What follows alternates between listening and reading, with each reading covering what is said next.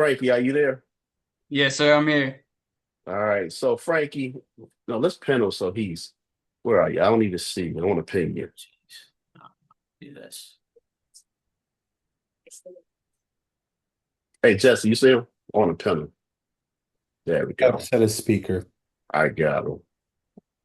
The spotlight him for everybody. Now, Frankie, I want to ask you a question. Tell me. Um, what made you decide to all of a sudden just turn it on and just start writing insurance? Can you share your story? I mean, you watched your mom and dad from the beginning of FFL. Yeah. Frankie, how old are you, first of all? 24. 24, 24. So what happened, man? What switch went off? What light bulb got screwed in? What happened, man? And I was tired of being broke. That's about it. Living at my mom's house. So you started being broke living at your mom's house. So Frankie, Yeah. let me ask you this. So how long have you been in FFL? I got back into it like after conference last year, but Mhm. I didn't start going hard until probably October, like full time. So so why did it take October for you to go hard? I had some other things I was doing and Okay. I wasn't taking this fully serious, I guess. So So, let me ask you something. You watched your mom and dad just go from here to here. All yep. right. And why did you jump in and take it serious before? Yeah, I was being lazy, man. I was being lazy. I knew I grew up around this business because even before FFL, they were selling insurance. So like Right. I remember my dad picking me up from school and making sales calls, when we were in the car. So like Well, I knew this business like, the back of my hand, but I just never really wanted to do it, I guess. It was always like, I don't want to be like my dad. I don't want to follow in his footsteps. It seemed like such a boring thing. Like I want something else for my life. And then I really realized like the extent of the opportunity. And it just kind of clicked one day. I guess I don't know, frontal lobe developed or something, but it's kind of made sense. so let me ask you this. So you said, you didn't want to be like your dad. So you watched them, you watched your mom, you watched your mom and dad, level up, beach house, level up, this and that. And you still was like, I don't want to do that. So, team, I want y'all to understand that there are people watching you in your family. They're watching you. They watch. Eventually, something's gonna happen. But what about last year in conference? And what about starting in October just made you say, you know what? Let me get serious. Was it something that you saw at conference that made you kind of spark and do a little bit more, or what was it? No, it was just I was just ready to do it. And I Mhm. was talking with my dad the other day about it, and he said something. I was talking to him about like recruiting, building a team, and like I got Mhm. some new guys, and I want them to win. And he was like, he said something that stuck with me, and I think I can relate to it. Like you can't want more for somebody than they want for themselves. And Right. I didn't want it. And I think Yeah. in October, like I finally got to a point where I wanted it, you know. Yeah. That's really that was it. And look, man, I can tell you this, man. When I was working with my son, when he decided he wanted to do it, I was excited. It was like, man, I get to work with my son. And my son at the time was 18, 19. So he was a little lazy. He'd sell a little bit, make some money, play video games, sell a little bit, make Yeah. some money. And I wanted it more than he wanted it. And he felt like he had to stay because I wanted him to sell insurance, but instead he's on his own career path. So you truly decided that this is your career path. This is what you want to do. Yeah. So, what leads are you dialing right now? And how much are you spending on leads a week? Because we see the numbers. And we see you Yeah. doing 15,000, 20,000. You were on the board for 10,000 for the week, Yep. 16,000 for week two. So, what leads are you buying? What's your schedule that you're running right now? So last couple weeks I've been on vets, just the 30 pack every week, which is 1,400. So vets 30 pack every week. I was running truckers for a little bit, but truckers it's kind of like mortgage where like you gotta follow up with them. They're always working. And I was running final expense for a bit. Like that was a quick, easy sale, but I feel like vets are kind of like a glorified final expense and they got more money and they're in better health. So I watched Jacob do what he's doing, and a couple weeks ago when he got on the call, I was like, damn, I should just switch over to the vets, like because I'm realizing every lead type, like it doesn't make a difference. It's all just once you understand the psychology of the sale, and you can Mm, talk to people, have a conversation with somebody, and like just care about their situation, then it kind of is game over from there. So, but yeah, to answer your question, 30 pack of vets every week.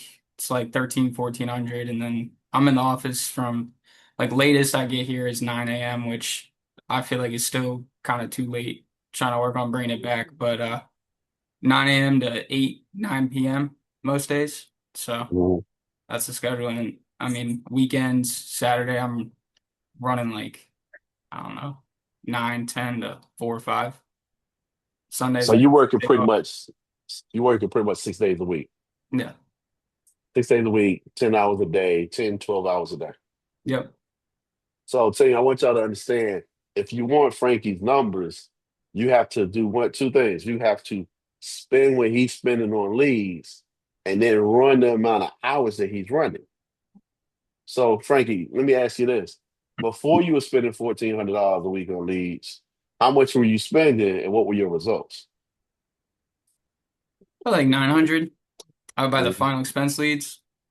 My mhm, results were kind of bad because, those people are in bad health. They don't have money. Um, mhm, but it's just such an easy sale. The mhm, retention on them isn't that great. I listened to your call a few weeks ago and you helped me out a bunch with like tying down the sale and explaining to them mhm, like the whole death claim process.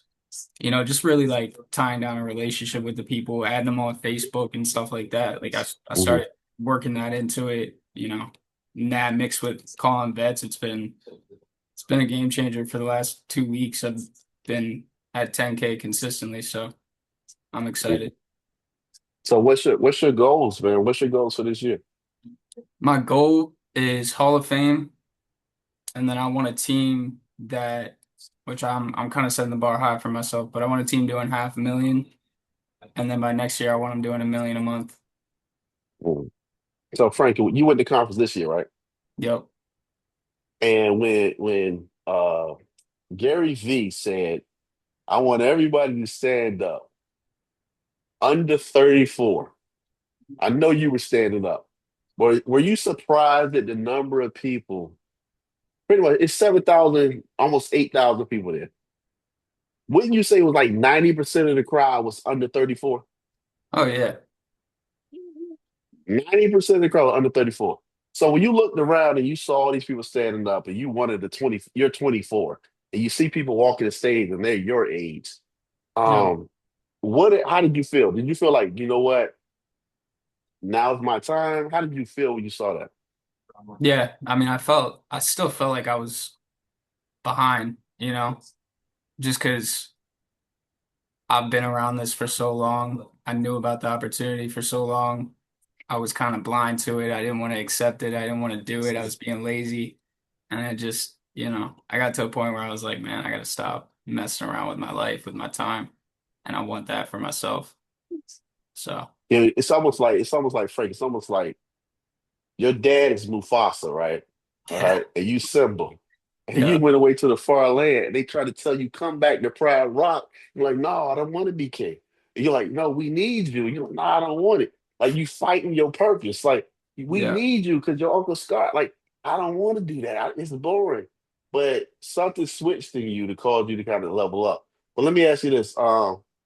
So when it comes to the veteran leagues, can you give us like the beginning part of your script? Like, Yeah. the intro. Okay. So Yeah. I'll be the So, vet. I'm the okay. vet. You the agent. All right, cool. So, ring ring. Hello? Hey, Kendall. Yeah, this is Kendall. Kendall, what's up, man? This is Frank. I'm just getting back to you real quick about the thing you put in online for your final expense, life insurance as a veteran. See here, you served in the Air Force. Nah, man, I'm a Marine, man. I'm in the Air Oh Force. I'm a shoot, I Marine. don't know what happened there. They must have messed up in the system. Yeah, they messed up, man. Hey, Don't thanks get for your that. Come on. service though, bro. I appreciate it. I really do. Where are you Yeah. stationed? Man, I'm spacing and somewhere everywhere, man. Shoot, you probably got a bunch of little Kendalls running around on you, huh? Nah, bruh. No, we kept it Nah? protected. No, I only I'll got just one little play. Kindle. I'll just play with you. I'll play with you. Hey, Kendall, you got a pen and paper handy? Yeah, I do. Okay, cool. I'm gonna give you some of my credentials. We'll knock this out. Okay. I mean, that's the point I'm trying to get to with everyone. Because as soon as I can have them grab that pen and paper and write my stuff down, I feel like I got control. And then from there, I'm just, I have them write down my stuff. I'll send them a picture of whatever Hmm. the state license is. I'll send them a picture of that. I'll send them my agent website. And then, once I have them write everything down, I'll go something like, Kendall, I'm assuming you put this in like most of our vets for one of two reasons. You're either looking to cover your final expenses or leave some extra money behind to your family. Like which one of those is it? Actually, both, man. I want to cover my Oh, final expenses, but I want to make sure that my mortgage is taken care of. For when I die, I leave a little extra for my kids. okay. 100%, man. I got you. So yeah, like I said, I'm just the agent assigned to help you. My job is simple, okay? I'm a broker. So it's different from a life insurance agent.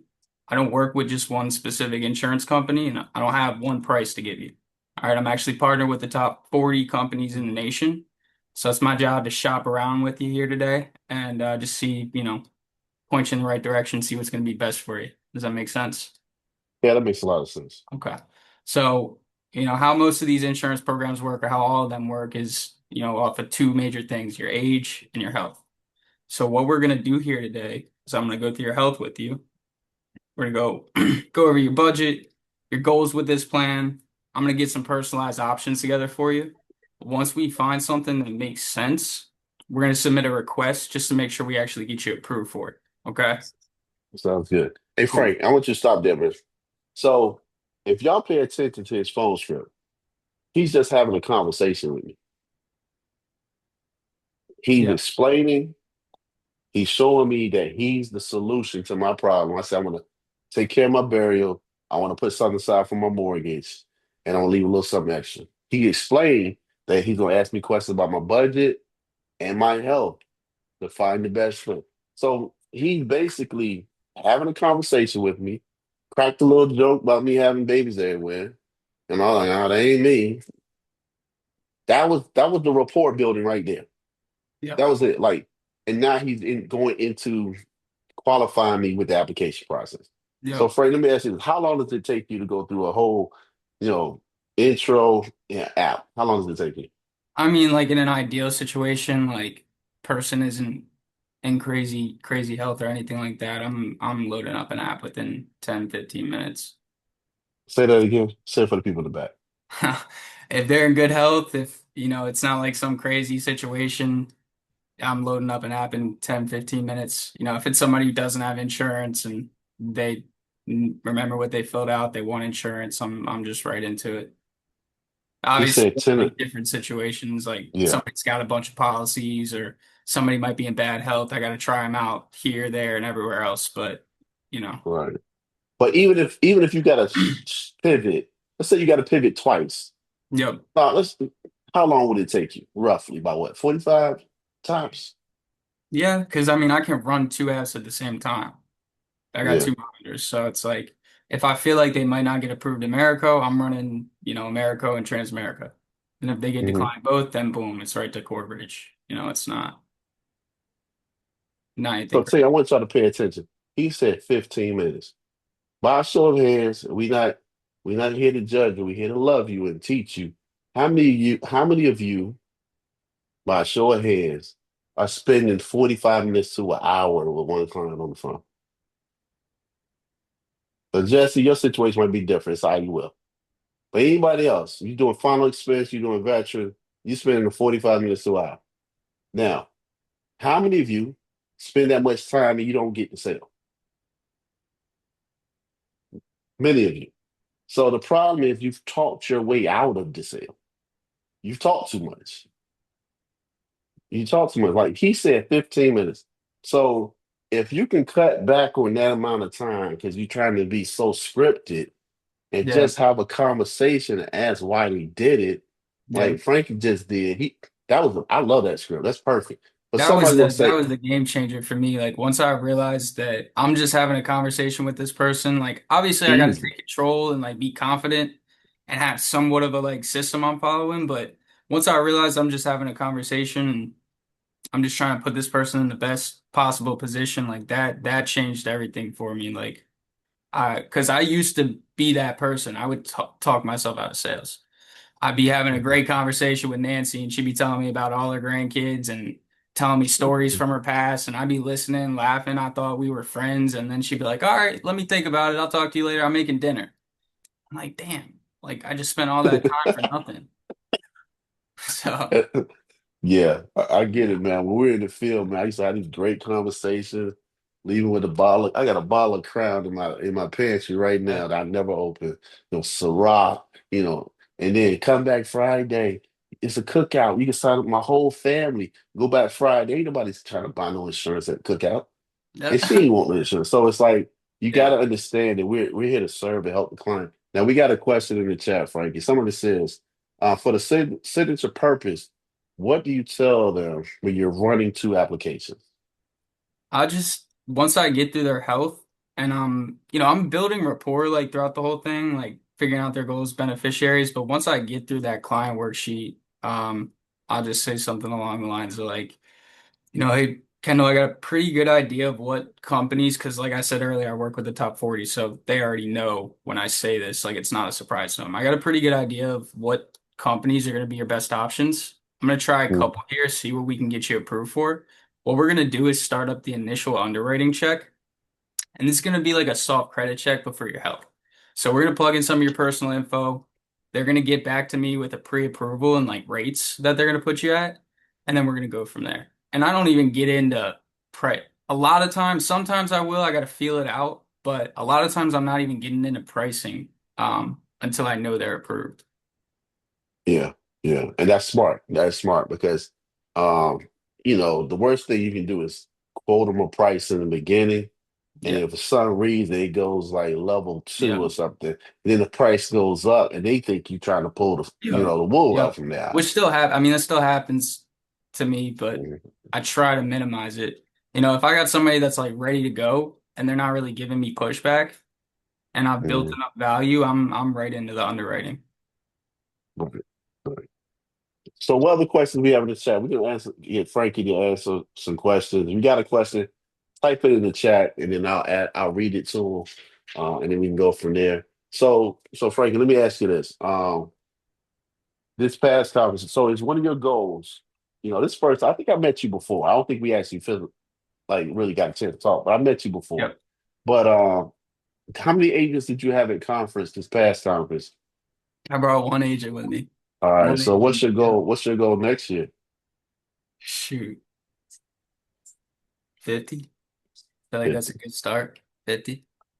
I learned something when I was in network marketing. They said once you get 100 people to an event, it's over Yeah. because the excitement you just came back with. Let's imagine you came back from conference and you killing it. I see the numbers pop. Imagine if you had 10 of you that came back with the same level of excitement, Yep. doing the same thing. That was yeah, it And was that's huge what. getting that one guy out there because I wasn't even gonna push him. It was like a new agent. He came over from selling health insurance.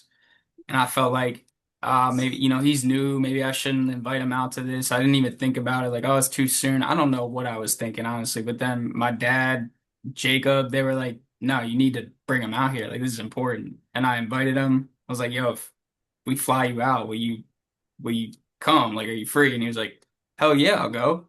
And then Hmm, he was there. He made his first sale at conference. And like the wow. whole event was just kind of I feel like pretty pivotal for him because he came in and he even told me himself, like, when I came in here, I was looking at this as an opportunity, but now I'm looking at it as like this is going to be my career path. Hmm. So, See, that's huge, man. Because yeah. let's think about it this way. What if you didn't invite them? You say, you Yep. know what, don't go to this one. You can go to next year's. Or Yep. you can go to Ignite in May. By Yep. the time May comes and he gets one no, two no's, three no's, seven no's, 10 no's, he's already quit Yep. before he ever got a chance to even go to an event. Yep. So let me say this. when you go into the event, we see a level of excitement. He's excited. He got a sale. So we have a closeout week. I heard that you're coming to Virginia Beach. Yeah, Yeah, we got a closeout week coming next month. So I would love for you to come bring your agent. But one thing I will say is that if you just keep doing what you're doing, man, I see no reason why. I'm already seeing it, man. I see you and your dad on stage training. I yeah. already see it, man. I see y'all on stage training, and that's probably your dad. I don't know if your dad cried. He'll softy, but I bet you he'll cry. If you get on stage and Probably. y'all training He might. and you a Hall He of Fame might. I don't producer, know. I can see your dad cry. I can see it Yeah. happening, man. So, yo, I'm proud of you, man. I'm proud of you what you're Yeah. doing. And like you said, you're still at the office right now. What's your AP today? 1600, a little over 16. How many dollars did you make? Not a lot. I'm not even gonna lie. I could have made a lot more. Mm. Could All have right, made tell a me the lot number. more. Tell they need to know. Tell me the number. I didn't track them today, which is on me, but I would say I'm probably only at 150. If I was at 300 by 150. nine, I have two sales. Yeah. Which that's Yeah. my goal every day is like bare minimum 300. I'm gonna rip through some H truckers here until like 9 o'clock once we get off this call. Did y'all hear what he just said? He said he got $150. He really ain't tracking like he's supposed to. Got 1,600. He said, I'm gonna stay on after this call and dial some trucker leads till I hit my goal. How many of us get one sale for the day and we go to the beach? Or we satisfied with that one sale? Oh, I got two today, so if I don't get none tomorrow, Frankie said his goal is Hall of Fame. So he already knows that you got to submit a certain amount per week to hit that number. Now, Frankie, your dad's big on annuities. Have you done any type of annuity or, found any? I found one. Okay. And just to answer the question in the chat, I am hand dialing. So call them 3 times in a row. Every time I dial, that's a mark on the sheet. Um, but yeah, I found an annuity from a trucker a couple months back, and I don't know why I didn't take it to my dad. I took it to Dean, but I mean, my dad didn't care. And it was funny. It was a guy that I sold him and his wife like two small policies. It was like $5,000 for their cremation. Guy told me Mm, that his job laid him off. He's looking for another job and just went through the whole client worksheet, asked him the question, do you have anything that acts like life insurance, old 401k, IRA, stocks, mutual funds? It's like, yeah, I got a old 401k with my old job and it's just sitting there and I just kind of was like, okay, cool. I touched on it, went through the sale, sold him the mm, final expense. And then at the very end of the call, after they were both approved, I just asked him the question that Dean gave me, which was, hey, Larry, I think was his name. When's the last time somebody took a look at that retirement before he made sure it was doing what it was supposed to? He's like, oh, I'm mm, supposed to be talking to somebody this week about it. And I said, okay, man, well, if we can get a second set of eyes on it and I can show you a way to diversify that without any risk to you and without any cost to you, is that something that you'd be interested in learning more about? And he was like, yeah, yeah, that's fine. And I already kind of had the mm. rapport built, the trust built because I sold him and jumped on a call with him and Dean. I think we got on like 2 calls, maybe 3 calls. And within inside of a week, I was paid $6,000, which was just ridiculous. But I want more of those. I definitely want more of those. But that was cool. So think about this. Think about this thing. I want y'all to understand. He did the ushering, Dean did the preaching, and Frankie got to take home the collection plate. He just said, "Hey, I'm not the expert." He asked the bad question and wound up finding a sizable annuity that paid him $6,000.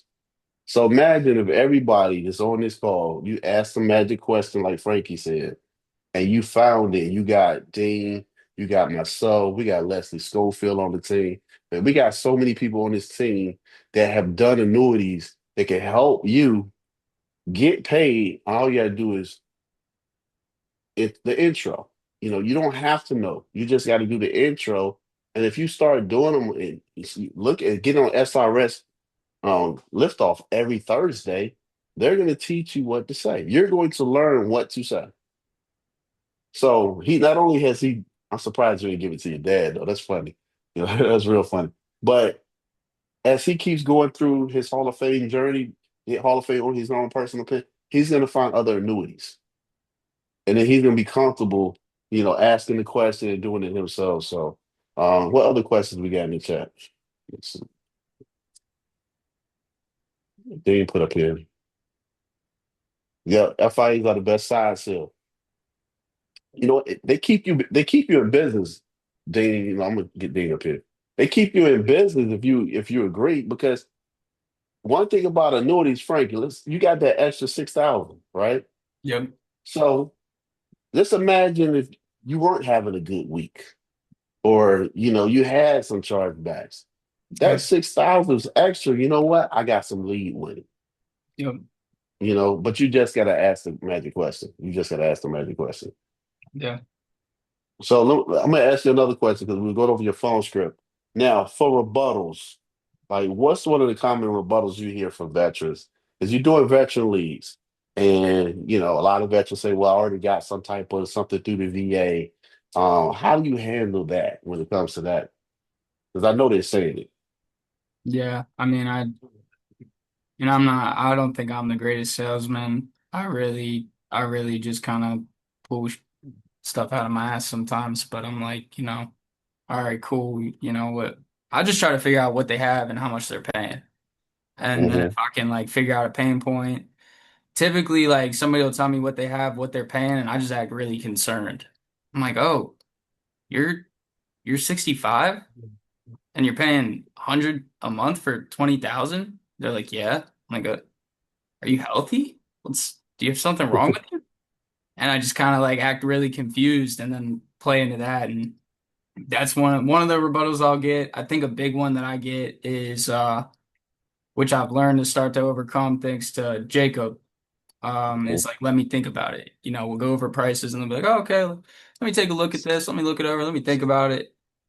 And, I'll either at that point try and dig back into like whatever their pain point was, or, I've made sales off of that just by being like, hey, can I suggest something? And they're always going to be like, yeah, that's fine. And I'm just trying to make it relatable. Like, hey, so what most of the vets do in your situation when they're between, because this isn't a matter of like, do you want it or not? It's a matter of this one or this one, right? And they're like, yeah, okay. So what most of the vets do in your situation is they start with the lower option. Because the biggest thing with insurance is just getting your foot in the door and getting you approved. And once we have you approved, you can always add on coverage. You can always bump it up later. But let's Hmm. start you with the minimum because that, 10,000 for $70 a month, that's a no-brainer. Whatever it is, like because I've already gone through their budget. That's a Right. no-brainer for you. Is that fair to say? Yeah. Yeah. Okay, cool. So we're just gonna see if we can get you approved at this level. And then if you ever want to add more on, I'll be your agent for life. So just give me a call. And that actually worked. That worked a couple weeks ago. I sold a vet. It was Corbridge SIWL. I sold him Hmm. 5,000 for $70 a month. He called me back the next week and was like, "Hey Frank, I want to bump it up to the 15,000, like 225 a month." I was like, "Okay, cool." And Yeah. yeah, I mean, but it starts with, like I said earlier, I think just really trying to help that person and show them that you Mm-hmm. care about them and like being confident with what you're doing and not wavering in your emotions. Like I used to just panic in that situation and try and say whatever I could to get the sale. But if I just stay level and stay calm, they don't it they take it well. So Right. Hey, so Nick has a question in chat. He said he wanted you to talk about negativity, how there was a time when you were around negative people. Can you talk about that? Elaborate on that? yeah, I mean, I would say negativity is something that is contagious, especially if you're building a team, if you're bringing on new agents. And, if you're around people and they're being negative, it's kind of your job. We're all a team. Like it's your job to call them out on it and hold them accountable and keep them to a certain standard. Because not only are they hurting themselves, but they're also affecting you negatively. Like if somebody's in the Zoom every day and they're like, man, these leads suck. Man, I just keep getting chargebacks. Man, I hate this. I don't want to call today. Like nobody wants to hear that. and you don't want to hear it either. Like it's messing with you. You know what I mean? So just cut that. Like focus on the positive things, have a better perspective, control what you can control, which is your effort, what you're putting into it, because you can't always control the output. But that's really all I would say about negativity. Like it's definitely it can be a cancer in your business. I've watched people be negative and leave, and Hmm. I've watched people be negative, leave, come back, and they're positive, and it completely turns around for them. You know what I mean? It's definitely it's a mindset thing for sure. Yeah. I mean, even with myself, I'll notice on the days that I come in the call, if I'm negative, not even like negative on the phone, but just like angry or whatever, letting outside things Hmm. affect me, people aren't picking Yeah. up. I'm not making sales. And you gotta cut that shit. So Yeah, man. It's funny because this business, it's 90% mental. 90% mental. Frankie, you starting to learn that like it's mental. Like you said, yeah, you can come to the office with a bad mindset, then it messes up your whole day. This business will expose you. It'll expose your good habits. It'll expose your bad habits. yep, It'll expose if you lazy. Like a yep. lot of the things this business will expose you, but I think life and success exposes you too. Somebody put in the chat, consistency. So how long did it take you to get comfortable and consistent? It took me a year because I came back into this after conference last year, not this past one, but the one in what 2024. Um, started February last year, and I just remember it was I was one of those I like to sleep. I was one of those people that would show up to the office 10 o'clock, 11 o'clock. I'd leave by 6, whatever time I to do, and go hit golf balls and do it. And it was something that it just took time and time, me getting like beat up and punched in the mouth and not making that much money and not being happy where I was. Like, and I got to a point where I was just sick and tired of it. And it probably took me a year of falling on my face to realize like, okay, I just have to do what what I know I have to do, what everybody says. Like I'm not saying anything different than anybody else says every week when they get on here. Like just put the activity in, and this business will reward you if you stay consistent with it. You know, and I knew that, but I never wanted to do it. So I think it took me a little less than a year of just showing up, showing up, showing up, and then I finally got into a flow where now, like I said, it's 9 a.m. to 8, 9 p.m. Brilliant.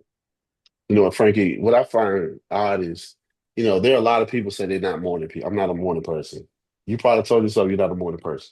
Yeah, And some of y'all, like how many of you in the Zoom right now, you're not a morning person?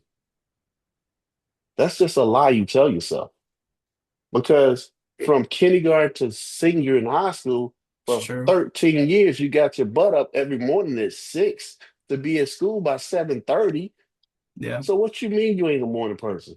And if you work a job, you got to be at work every morning at 8 a.m. You get up every morning at 5 or 6 to be at work by 8. You are a morning person. This is the lie you tell yourself because you don't want to, on the weekends, you get to get up and do whatever you're going to do. So there's no such thing as I'm not a morning person. Yes, you are. yeah, You've been getting up early all your life. that's true. So, like I said, the business will expose you to what you really are. Are any pointers on how to pull a 10 and 12-hour day? That's what Sonya asked. Do you have That's a some good pointers on how question. to pull a 10-hour day? That's a good question. It's not 10, 12 hours of straight dialing. Um, I'm in here by 9. I'm trying to make it 8, 8:30. First, 20, 30 minutes, I'm just getting my mind right. I'm getting stuff organized, getting ready to start dialing. And then I like to dial in like chunks, like obviously take a little lunch break, and then rip from 1 o'clock to 4 or 5 o'clock, take another little break, and then rip for the rest of the evening.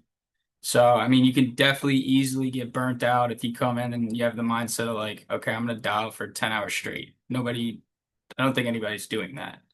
But I'm in here, and if I'm not dialing, I'm working on pending business. I'm talking to recruits. I'm out grabbing lunch, doing whatever, like taking a walk outside. Like just keeping yourself active. And again, it doesn't have to be dialing because I think that would be tough for really anybody to do. Dial for 10, 12 hours a day. But as long as you're doing something that's like a money-making activity, that's when it starts to compound and you start to see results. But we always learn about blocking your time, like Yeah. blocking your schedule, like Yep. 6 to 10, 10 to 2, 2 to 6, like blocking and then working within the block. You dial for a certain amount of time, take a 15-minute break, check a couple emails, and get back on it and dial. Yep. So that's what I always learn because, like you said, nobody's sitting there 12 to 12. Like if you're sitting there from 10 to 12 every day, you better have 500 to $1,000. And you better have 5 or 6 apps. But most people consider themselves working and dialing, but you spend some time on Instagram, you went on social media. So it's something I've told my team is, let's consider dialing and presentations work. So take the time on your phone, and when you start dialing, set your time. You do Yep. a presentation, whatever. When you stop, that means if you got to go to the bathroom, you got to check your email, stop the timer. And every time you dial, start the timer. You'll be surprised, even though you were there at 8 a.m. to 8 p.m., you only spend an hour and a half dialing. Yeah. You spend more time on social media and checking emails and doing non-productive stuff than actually working. And we did that. It was a rude awakening for many. You're on Zoom every day, but you only dial for 2 hours because you're not really being productive in that time. Sonya said we scared her. She thought she had to be there 12 straight hours. Nah, Sonya, it's not like that. It's not like that. Well, look, Frankie, man, I appreciate you sharing with the team. This Sure. was a great Zoom. Team, clap it up for Frankie. He's killing it. And just keep watching the leaderboard. Keep watching him. He's put it out there. He's going for Hall of Fame. So that means we got to hold him accountable in a good way. But I have no doubt he's going to hit his goal. So thank you, everybody, for getting on tonight. Um, like Frank said, let's get back on these phones and dial. If you haven't Yep. reached your goals today, let's try to finish out strong. Oh yeah. Thank you guys. All right, thank you. Peace.